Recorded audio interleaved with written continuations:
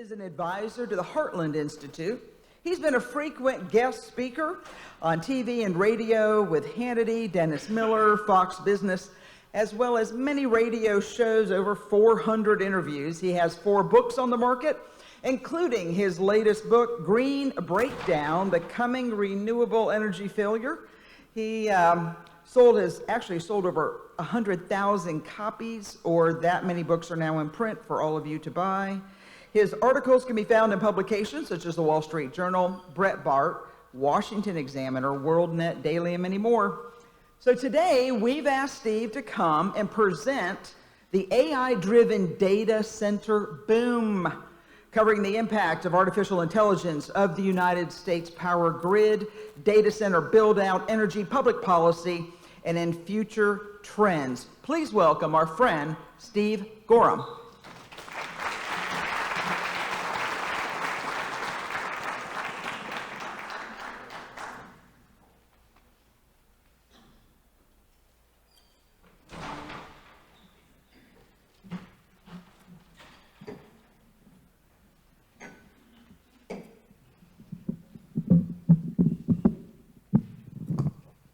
Good morning. Trying to get organized. It's an honor for me to join you today in beautiful South Carolina. And thanks for the great work that you do for honest public policy and effective government. So at our data center discussion today, I'm going to talk about the AI revolution, the data center boom, a little bit on South Carolina policy, and some possible futures. A little bit of a disclaimer up front, I'm not in the pay of any company, and none of these slides or videos were created by AI. First, the artificial intelligence revolution. Here's our President Joe Biden talking about energy first. We'll take steps towards my goal of achieving 100% carbon pollution-free electric sector by 2035. So today we have about 23 states and more than 200 cities that have pledged to go net zero by 2035 or a later date. And they're trying to force the adoption of wind and solar. And this is what has been driving our grid in the United States, in most states, for the last 2 decades. In 2025, our electrical power production was 41% from gas, about 17% from coal, so 58%. Nuclear, about 18%. Wind and solar, about 17%. But the Green Energy Plan has been to try and eliminate that 58% of our electricity production. And we also have green energy drivers.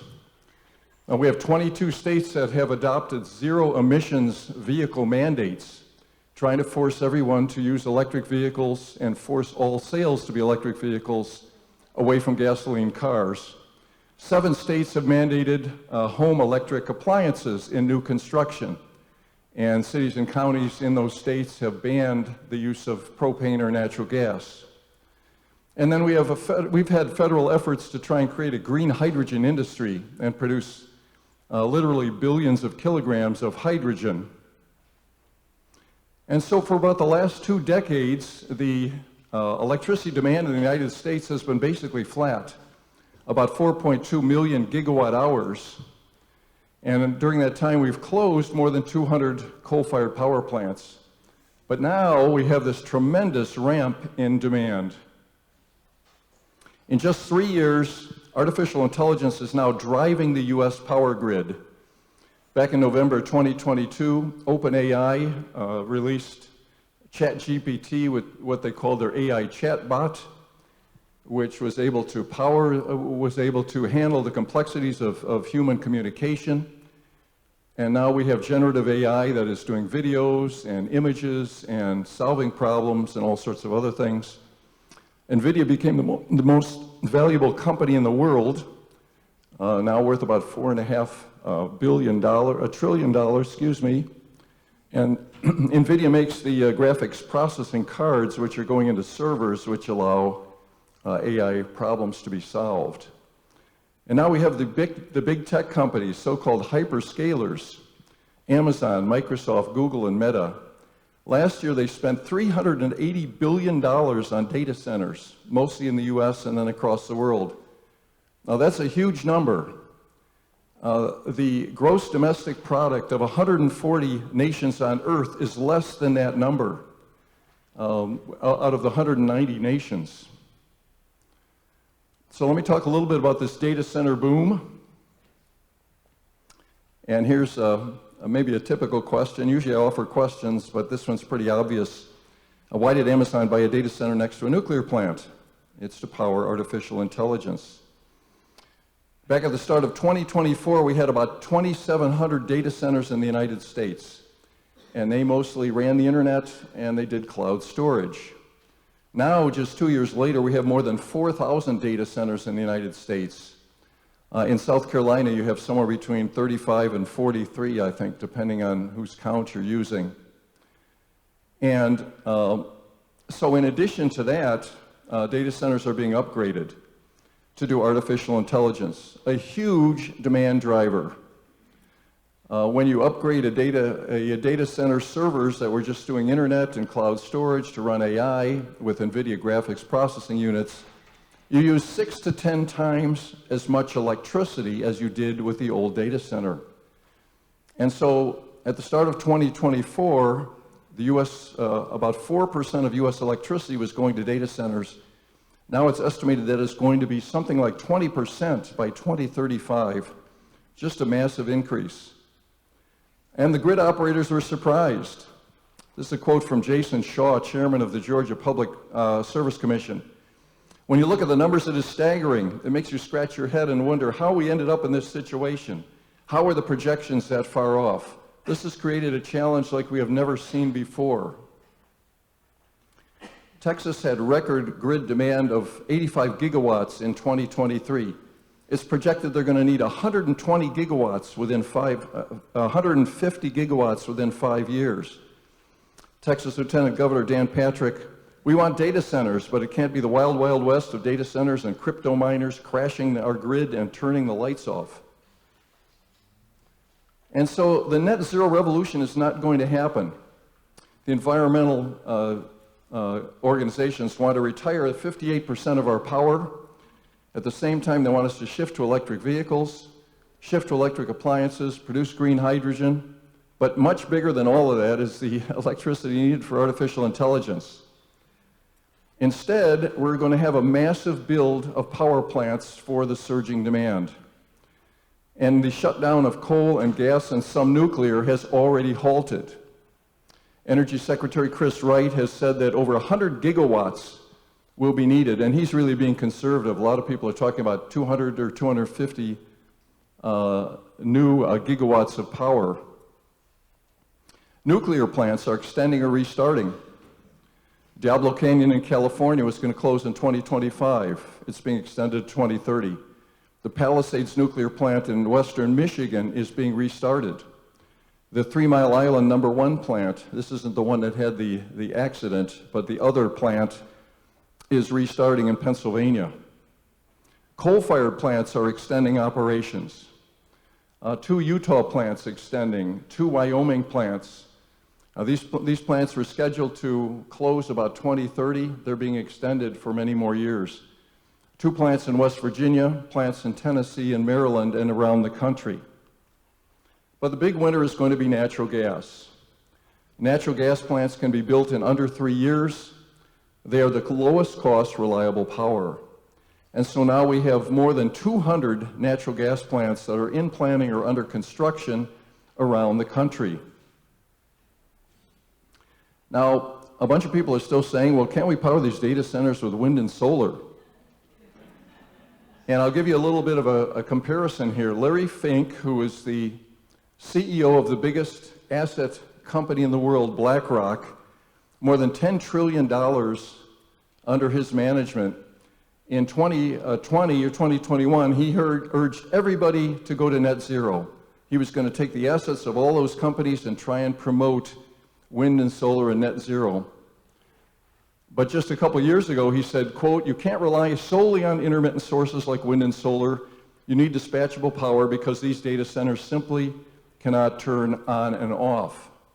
And that is the case. Here's an example. And by the way, this is a new trend called BYOP, bring your own power. Tesla, who is a solar company and a battery company, didn't use solar and battery to power their Colossus XAI, which was built near Memphis in 6 months.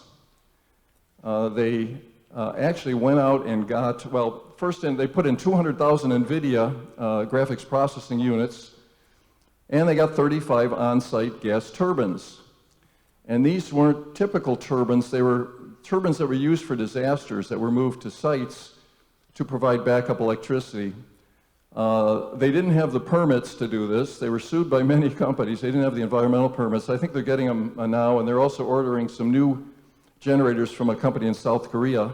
But they're also very, very noisy. All the residents were complaining because these things were not typical generators in a power plant, and they sounded like jet engines. But this is what Tesla chose to do. We have skyrocketing natural gas in Texas. More than 100 gas-fired power plants are in planning or under construction in Texas. Texas is the biggest wind state in the country, 15,000 wind turbines. But when these new gas turbines are done, they're going to produce 3 times the electricity of all the wind in Texas. By the way, I was looking the other day, Alan, I have some comments about the United Kingdom in a little while. United Kingdom has over 50 million residents, Texas about 35 million. Texas is using about twice as much electricity as the United Kingdom now. Meta is claiming to build the biggest data center in the Western Hemisphere. Everybody's got to build the biggest one, right? Hyperion. And the local utility, whose name I haven't added here, but they're building 3 on-site gas power plants that are all about 1 gigawatt. This thing covers 3.5 square miles and something like 70 football fields. When this is done, it's going to produce twice as much electricity as the city of New Orleans consumes. That's how big these things are. OpenAI is pursuing a worldwide data center build called Stargate. They're putting these into the US, in India, Norway, Abu Dhabi, other locations. And Amazon has announced they have bought a part of OpenAI for $50 billion. NVIDIA is contributing $30 billion. SoftBank, $30 billion. Really big numbers. When this is done, all these data centers are going to produce as much electricity as the city of New York. Now, we do have rising opposition to data centers, and it's growing daily. This is a memo from 230 environmental organizations that they sent to Congress in December, and they asked for a national moratorium on data center construction. And they said increasing demand for energy, driving more fossil fuel pollution, straining water resources, and raising electricity prices were part of the big reason. Another hidden reason is these groups don't want all this gas power, don't want the coal to be extended because of man-made global warming. And Senator Bernie Sanders has also come out for a data center ban. I will be pushing for a moratorium on the construction of data centers that are powering this unregulated sprint to develop and deploy AI. So this might become a big midterm election issue. A portion of the Democratic Party now is pushing for bans. Now, let me talk about some of the issues with data centers. One is certainly power consumption. Large data centers can use city-sized consumption, as I've shown you in examples, and their demand and the demand of data centers could raise electricity prices. The big interconnect company, PJM Interconnect, which stretches from New Jersey out to Illinois and serves about 25% of U.S. electrical, has said basically you want to build a big data center, you got to put in your own power plant. We're not going to let you just hook to the grid. But so the solution here is that big data centers, small one doesn't matter so much, but big data centers should be building their own power plant or should be paying for a new power plant in the utility to power that center.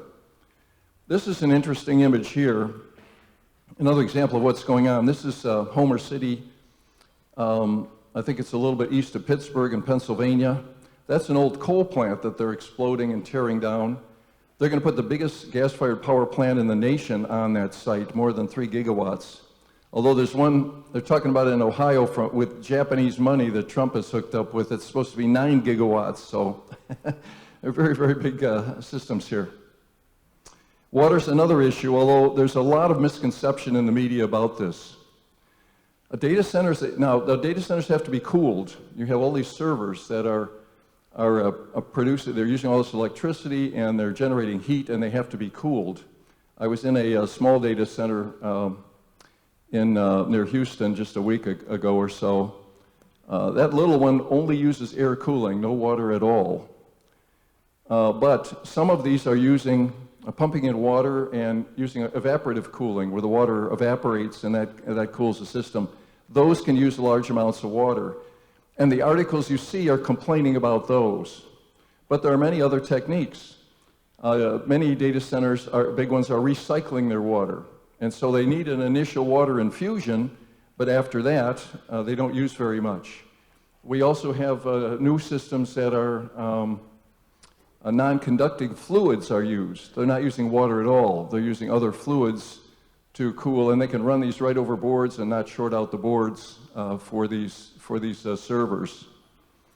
And Google even has set up its own wastewater purification facility east of Atlanta, not only for the data center, but also for the community. So there are ways this can be done, and I think South Carolina should look at what makes sense for the data centers coming to your area to keep them from impacting citizens. And just Wednesday this week, President Trump had in what he called the high-tech companies. Amazon, Google, Meta, Microsoft, OpenAI, and Oracle all came to the White House, and they signed the Ratepayer Protection Pledge. And the pledge says that they will buy or build power plants to cover the full cost of electricity usage for a data center. Now, the Democrats have criticized that. They said it's just paper and it's not really going to do anything, but we'll see. I think it's a good step. President Trump has said under this new agreement, big tech companies are committing to fully cover the increased cost of electricity production for data centers. A little bit about South Carolina. Your energy consumption in 2023, 33% nuclear, 29% petroleum. That's probably the highest in the country, by the way, for nuclear. Natural gas, about 20%, coal, 9%, renewables and other, about 8%. That's your energy, which includes transportation, includes industry. The electricity generation, nuclear, 54% of your electricity, gas 21, coal 17, hydro and wind and solar very small. Your state has, in my mind, chosen the right direction, not to go out and build all kinds of wind and put in all kinds of solar, which is more expensive. I'll talk about that this afternoon during my presentation on energy and climate. And the Santee Cooper organization, which shut down construction on a couple nuclear plants. I think they're about 1 gigawatt units in 2017 because of cost overruns.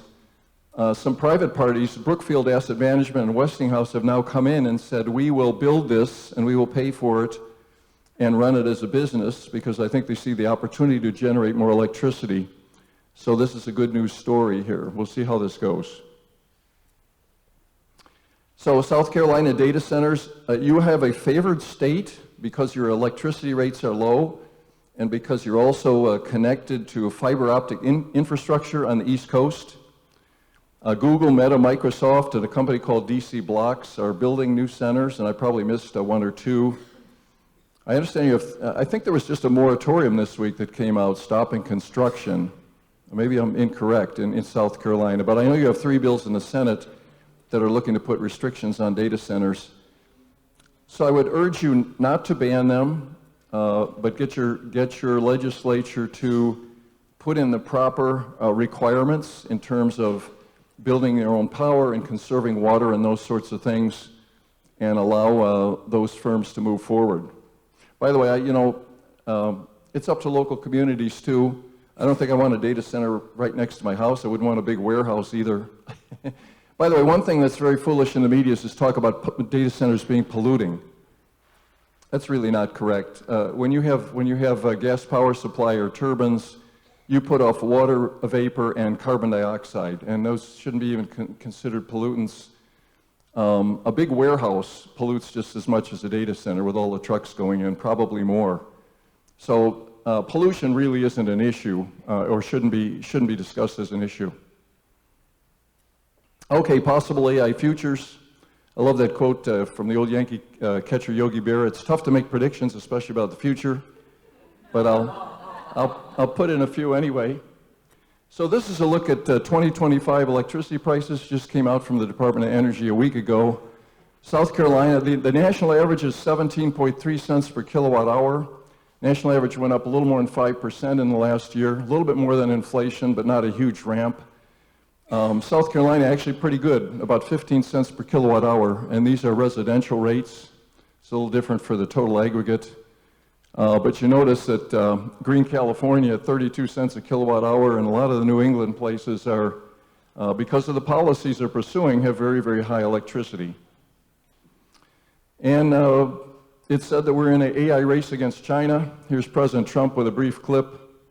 Country, but we're more than topping them. We're leading China by a lot on AI, and it's primarily because I'm allowing them to build with their plant their own electricity. If they had to rely on the grid, they wouldn't have any power. You wouldn't have any power for anything. I'm not sure all that's correct, but we are in a war against China, absolutely, and the federal government is a big supporter of us winning that war. Now, Europe's an interesting case, too. These are recent quotes from folks in Europe, just within the last year. Emmanuel Macron, President of France, we have to be in the race, we want to be part of it, we want to innovate, otherwise we'll be dependent on others. Friedrich Merz of Germany, investments in AI infrastructure are central to our country's innovative strength. Keir Starmer, Prime Minister of the UK, so mark my words, Britain will be one of the great AI superpowers. Yeah, I have to scratch my head a little bit, because Europe has been pursuing net zero for a couple decades now, making electricity very expensive, forcing companies to move out of Europe to other locations. And this is captured by the International Energy Agency data. This is a little small to read, so I'll explain it here. This data shows that this is the per person electricity usage in Europe, which is declining in most nations. And since 2005, the average electricity a person in France uses is down 16%, Germany down 19%, and the United Kingdom, the average electricity a person uses is down 33% in the last 20 years. I mean, they're heading for a zero electricity society, but they want to all go do AI. So something's got to give. And I think the net zero policies are what it's going to give. If they're going to compete, they have to have much more electricity than they are. Oh, and some of the big companies have had net zero goals by 2030. Google's an example. But they admitted a year ago that their emissions have increased 48% in the last 5 years. So they're really not heading to that goal very well. This is the one I want you to remember today. So see that big tidal wave back there, about 80 feet high? That is the artificial intelligence revolution. And that little sailboat down there, that is net zero energy policies. And that big wave is just going to wash those away. So some takeaways. The AI revolution, good or bad, is going to transform the U.S. economy. We're going to have a huge expansion of U.S. power generating capacity, and the AI revolution is going to overwhelm net zero. So I think your state ought to be welcoming data centers, put in the proper restrictions on power and water so that the construction is taking account for those and the citizens aren't impacted. Oh, and here's a funny one. By the way, I think you all got a copy, or many of you got a copy of Green Breakdown, The Coming Renewable Energy Failure. That's my book, enjoy it. This is my second book, though. The woman on the left was the head of the Department of Meteorology and Climate Science at San Jose State University. The guy on the right is one of her scholars. If you look closely, you can see she's holding a match under my second book, The Mad, Mad, Mad World of Climatism. This went up on the internet, and they had it up there about 5 hours, then they took it down, but 20 articles were written in the press about burning books in San Jose. I don't think they ever burned the book, but But it's clear that the universities don't want to consider the crazy idea that climate change could be dominated by nature rather than people. So anyway, I do speak professionally to many businesses. If any one of your businesses wants a speaker on energy, climate, public policy, industry, business, there's a lot more left to tell than what I will be telling this morning and later today. And I look forward to talking to you, and when we're on the panel at 5 o'clock, I'm open to challenges as well.